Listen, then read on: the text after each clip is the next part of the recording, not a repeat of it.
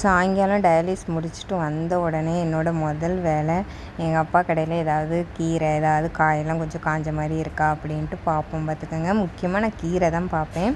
கீரை வந்து இந்த மாதிரி வாடி இருக்கும். சில சமயம் விற்றுரும் எல்லா காயுமே, சில சமயம் விற்காது பார்த்துக்கோங்க. இந்த வாட்டி நல்ல பெஞ்சு கீரையாக இருந்த மாதிரி இருந்துச்சு. ஆனால் என்ன அதில் கொஞ்சம் அழுக தண்ணி மழை தண்ணி பட்டுட்டோ என்னமோ தெரியல, லைட்டாக அழுகிற இலையெல்லாம் இருந்துச்சு. அது எல்லாத்தையும் பிரித்து நல்லா கட் பண்ணி வச்சுக்கிட்டேன். அடுத்த நாளுக்கு வந்து கீரை கடைகள் பண்ணுறதுக்கு. நைட்டுக்கு பீக்கங்காய் ஒரு 2-3 பீக்கங்காய் ஒரு மாதிரி வாடினால இருந்துச்சு. அதை எடுத்து எங்கள் அம்மா சொன்னவ தோலை வணக்காத தோலையே எல்லாரும் சட்னி இது பண்ணுறவ நீ சேர்த்தாலையே வச்சு சட்னி வை அப்படின்ட்டு அந்த நடுவில் ஒரு மாதிரி முள்ளாட்டம் இருக்கிற மாதிரி அதை மட்டும் எடுத்து அந்த தோலை மட்டும் எடுத்துகிட்டு மிச்ச தோலோடு அப்படியே கட் பண்ணி பீக்கங்காய் சட்னி, வெங்காயம், ஒரு தக்காளி, பீக்கங்காய், 2-3 வரமிளகா, கருவேப்பிலை போட்டு வச்சாச்சு. நைட்டுக்கு ஒரு 3 இட்லியும் பீக்கங்காய் சட்னியும் வச்சு சாப்பிட்டுக்கிட்டேன். அடுத்த நாள் ஆஞ்சு வச்ச கீரையை வந்து பருப்பு போட்டு கடைஞ்சாச்சு. ஒரு சிஸ்டர் கூட கமெண்டில் கேட்டிருந்தாவ, என்னக்கா டெய்லியுமே பருப்பு இந்த மாதிரி தான் செய்றியன்ட்டு. எனக்கு வந்து அந்த சிறுபருப்பு பாசிப்பருப்புன்னு சொல்கிறவ பற்றிலாம் இது வந்து சேர்த்துக்கலாம். அதுக்கப்புறம் வந்து இந்த கீரையுமே வந்து நான் சாப்பிடக்கூடாது, இது பசங்களுக்காக. இந்த 3 நாளில் வந்து நான் செஞ்ச சாப்பாடை வந்து நான் உங்களுக்கு காமிச்சிருக்கேன். ஒரு நாள் வந்து இந்த கீரையை தான் கடைஞ்சி கொடுத்து விட்டேன். பசங்களுக்கு தான் இந்த கீரை வந்து நான் சாப்பிட மாட்டேன், ஏன்னா பொட்டாசியம் அதிகமாகிட்டேன்னா போச்சு என்ன பண்ணேன்ட்டு பசங்களுக்கு வந்து செஞ்சு கொடுப்பேன் பார்த்துக்கோங்க. இருந்தாலும் என் பிள்ளைக்கு ஏதாவது பிரச்சனை வந்துடும். இப்படி என்னால் முடிஞ்ச வரை செஞ்சு தான் கொடுக்குறேன். ஏன் தான் கடவுள் என்னையை மட்டும் ஏதாச்சும் வச்சு சோதிக்கிறாருன்னு தெரியல. அப்படியே சாப்பாட்டில் போட்டு பிசைஞ்சி ஒரு நாள் டிஃபனுக்கு இதை கொடுத்து விட்டாச்சு பார்த்துக்கோங்க. கமெண்டில் இதுவுமே வரும், எனக்கு வந்து கிட்னி ஃபெயிலியருங்கிறனால உப்பு சத்துக்கு வந்து சொரக்காய் சாப்பிடுங்க அப்படின்ட்டு. என் ஹஸ்பண்டு முடிஞ்ச அளவு நாட்டு சொரக்காய் எங்கே கிடைச்சாலும் அதை வாங்கிட்டு வந்துடுவோம் பார்த்துக்கோங்க. ஒரு நாள் சொரக்காய், வெங்காயம், பச்சை மிளகாய், ஒரு தக்காளியை போட்டு சொரக்காய் பருப்பு போட்டு அதையே சிறு பருப்பு போட்டு தான் கடைஞ்சி எடுத்துக்கிட்டேன். இதுக்கு வந்து அன்றைக்கி இப்போ வந்து பீட்ரூட் பொரியல் வச்சுருந்தேன். கழுத்தில் கத்தீட்டர் வந்து அவங்களுக்கு தெரியல. மோஸ்ட்லி வந்து நிறைய பேர்த்துக்கு வந்து கிட்னி ஃபெயிலியரு, அதுக்குள்ளே ப்ரொசீஜர் என்னன்னே நிறைய பேர்த்துக்கு தெரிய மாட்டேங்குது. அதை சாப்பிடுங்க இதை சாப்பிடுங்கன்னு நிறைய பேர் கமெண்ட் பண்ணுறவ, இதை சாப்பிடுங்க ரத்தம் ஊறிடும் அப்படின்ட்டு. நம்ம ரத்தம் ஊறுறதுக்காண்டி எந்த காய்கறியுமே எச்சாலாம் சாப்பிட்டோன்னா நம்மளுக்கு பொட்டாசியம் தான் அதிகமாகும். நம்மளுக்கு கொடுத்த நீர் காய்கறிகளை வந்து எவ்வளோ நாளும் சாப்பிட்டுக்கலாம். அதை வச்சு நான் வந்து என் பிள்ளைகளும் சாப்பிடணும், நானும் சாப்பிட்ற மாதிரி வந்து பசங்களுக்கு செஞ்சு கொடுத்துருவோம் பார்த்துக்கோங்க. இன்றைக்கி வந்து எங்கள் வீட்டில் வந்து இந்த பெரிய கத்திரிக்காய் தான் வாங்கிட்டு வந்திருந்தாவோ, ஒரு கத்திரிக்காய். இதில் வந்து நீர் சத்து அதிகம். எனக்குமே வந்து டயட்டீஷியன் வந்து வாரத்தில் ஒரு நாள் இந்த கத்திரிக்காய் சேர்த்துக்கலான்னு தான் போட்டிருந்தாங்க. நீர் சத்து வந்து 90க்கு மேலே நீர் இருக்குது அப்படின்னு தான் போட்டிருந்து.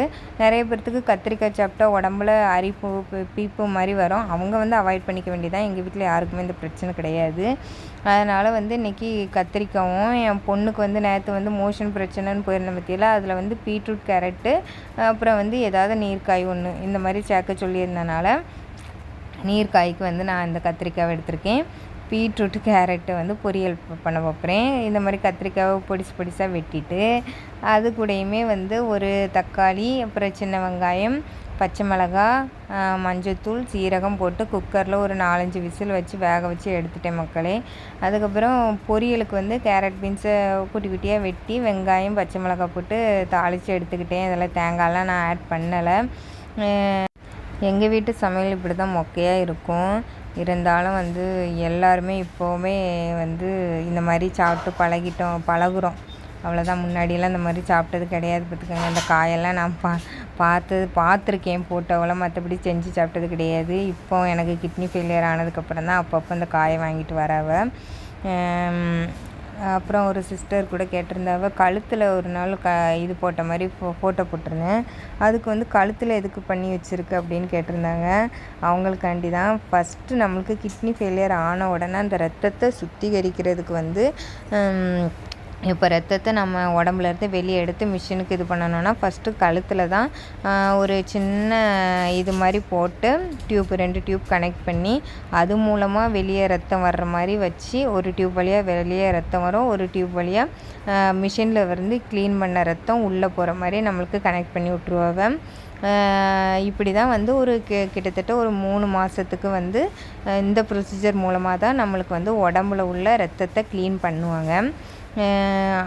ஆனால் அந்த கழுத்தில் அந்த கத்திட்டர் அந்த இது போட்டு ஒரு 2 நாளில் கையில் வந்து ஆப்ரேஷன் பண்ணிடுவாங்க பார்த்துக்கோங்க. பிஸ்டுலா அது வந்து ஒரு 2 நரம்பு ஜாயின் பண்ணி இது பண்ணுறது தான்.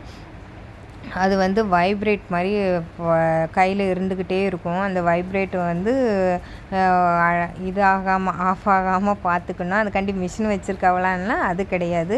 நரம்பு ஜாயின் பண்ணி அந்த ரத்தம் வந்து எந்த அளவுக்கு ஃபோர்ஸாக போகுது அது வந்து நம்மளுக்கு வைப்ரேட் மாதிரி அப்படி இதாக இருக்கும் பார்த்துக்கோங்க.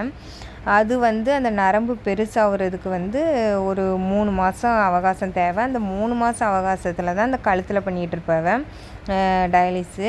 இந்த கையில் கரெக்டாக வளர்ந்து அந்த நரம்பெல்லாம் நல்லா பெருசாக வளர்ந்து ஊசி நீடில் வந்து ரெகுலராக நம்மளுக்கு காய்ச்சல் தலைவலின்லாம் அதுக்கு போடுற நீடில் ஊசி மாதிரி இருக்காது. இது கொஞ்சம் பெருசாகவே இருக்கும். அந்த நீடிலை வச்சு அந்த நரம்பில் போட்டாங்கன்னு வச்சுக்கோங்களேன், அது வந்து கையிலையும் வந்து நல்ல ஃபோர்ஸாக வந்து ரத்தம் உடம்புல பாஞ்சிட்ருக்கும் பார்த்திங்களா. அப்போ மிஷினில் கனெக்ட் பண்ணும்போது வந்து வெளியே வந்து ரத்தம் வரும். அந்த நீடில் எப்படி இருக்கும்னா அந்த உடம்புலேருந்து ரத்தம் ஓரளவுக்கு வெளியே கொஞ்சம் ஃபோர்ஸாக கொண்டு வர அளவுக்கு கொஞ்சம் பெரிய நீடிலாக தான் இருக்கும். அப்புறம் வந்து வலிக்குமா, டயாலிஸ் பண்ணும்போது வலிக்குமான்னு கேட்குறாங்க. டயாலிஸ் நீடில் போடும்போது வலிக்க தான் செய்யும். அந்த ஒரு தடவை குத்தும்போது, அதுவும் ஃபஸ்ட்டு ஸ்டார்டிங்கில் புதுசாக குத்தும்போதெல்லாம் ரொம்ப வலியாக இருக்கும் பார்த்துக்கோங்க.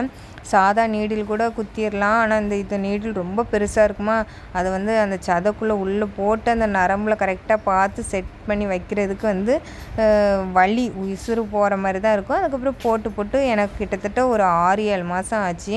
அது வந்து வலியை வந்து கொஞ்சம் தாங்கி இதாகிறதுக்கு. இப்போவுமே வலிக்கும், ஆனால் அந்த பயம் இருக்காது. டக்குன்னு நீடியில் போட்டாங்கன்னா டயாலிஸ் ஸ்டார்ட் பண்ணிடலாம். அந்த மாதிரி வந்து நான் வந்து என்னையே நானே தேத்திக்கிடுவேன். ஆனால் வலிக்க தான் செய்யும். ஆனால் அந்த 4 மணி நேரமே வலிக்குமான்னா 4 மணி நேரம் வலிக்காது. அந்த 4 மணி நேரம் நம்மளுக்கு என்ன ஆகும்னா, ஒழுங்காக சாப்பிட்டுட்டு வாங்கிட்டு டயாலிஸ் பண்ணணுன்னா தப்பிச்சிக்கலாம். அதுக்கப்புறம் நிறைய வெயிட்டு, அதாவது வந்து தண்ணி நிறைய குடிச்சிட்டு எனக்கு 2 கிலோ வெயிட் எடுங்க, 3 கிலோ வெயிட் எடுங்கன்னு சொன்னால் வந்து அந்த ஹார்ட்டு தான் நம்மளை பம்ப் பண்ணி வெளியே வந்து ரத்தத்தை அனுப்புறது. ஹார்ட் டயர்ட் ஆகிட்டுன்னா லோ பிபி மாதிரி ஆயிரம் கிறுகிறுன்னு வந்துடும் பார்த்துக்கோங்க. சில சமயம் நம்ம நிறைய தண்ணியை வந்து எடுக்கிற மாதிரி வச்சுட்டோன்னா காலெல்லாம் இழுத்து பிடிக்கும். நரம்பு வந்து உங்களுக்கு நிறைய பேர்த்துக்கு வந்து சாதாவே இழுக்கும் பார்த்துக்கோங்க. நைட்டு தூங்கும்போது நெளிச்சிட்டோன்னா நரம்பு பிடிக்கும் பார்த்திங்களா, அந்த மாதிரி டயாலிஸ் அப்போவே பிடிச்சி வச்சுக்கூட பார்த்துக்கோங்க. நம்மளால் ஒன்றுமே பண்ண முடியாது. ஏன்னா நம்ம படுத்திருப்போம், கையில் நீடில் போட்டிருப்போம், கையையும் அசைக்கக்கூடாது. அந்த நம்ம வந்து நரம்பு பிடிக்கும்போது உடனே என்ன பண்ணுவோம், நம்ம நைட்டெல்லாம் நரம்பு பிடிச்சா எந்திரிச்சு ஓடி போய் அங்கெங்கேயுமா காலை குலுக்குவோம். ஆனால் இந்த டயாலிஸ் பிடிக்கும்போது மோஸ்ட்லி வந்து எல்லாத்துக்குமே இந்த நரம்பு பிடிச்சிட்டுன்னா எந்திரிச்சு அந்த மாதிரிலாம் பண்ணவே முடியாது. உசுரே போயிரும் பார்த்துக்கோங்க.